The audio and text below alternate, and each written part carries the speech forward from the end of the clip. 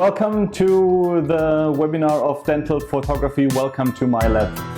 I am Ingo Rösele, dental technician, dental photographer,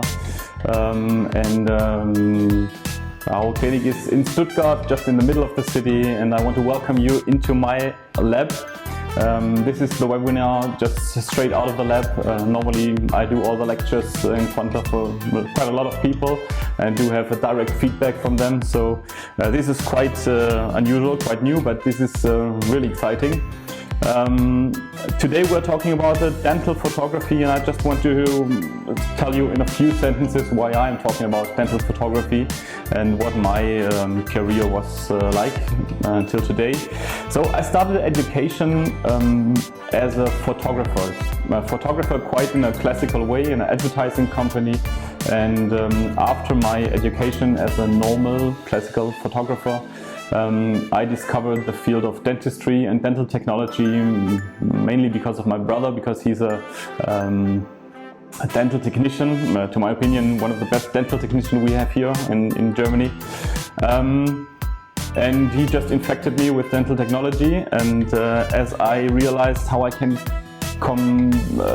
combine dental photography with dental technology, I decided to change my way, and I'm very happy to work on dental technology and photography at the same time now.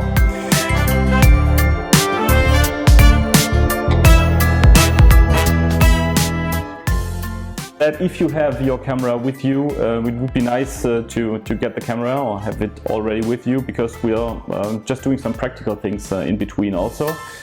You have to integrate photography on a very high level, but as a daily routine. And this is my goal, to transfer how you can integrate dental photography to a daily routine and not just for one or two show shots.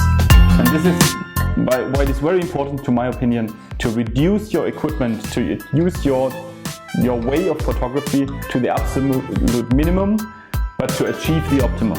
A little bit of an overview what we're talking about today. This is quite a complex course. Normally when I do the live courses, the course is 1 day, 1.5 days, sometimes with a little bit of practical work, so we have to compress a little bit today. It's very important to show on the one hand how it works, but you can just Google the settings for dental photography, and you will know which aperture and which settings you have to use for dental photography so it works. But to my opinion, you have to understand the theory of photography a little bit to react, to have the possibility to react if something goes wrong. So this is our way in the clinic to shoot the analytical photo status, because we try to get as much as information on the photos as possible with each patient. But these, let's say, the complete photo status with video sequence is 20 shots. Most of the time we are shooting not 20 shots but 13 to 15 shots, and not all of the shots on every patient. So, but these shots, they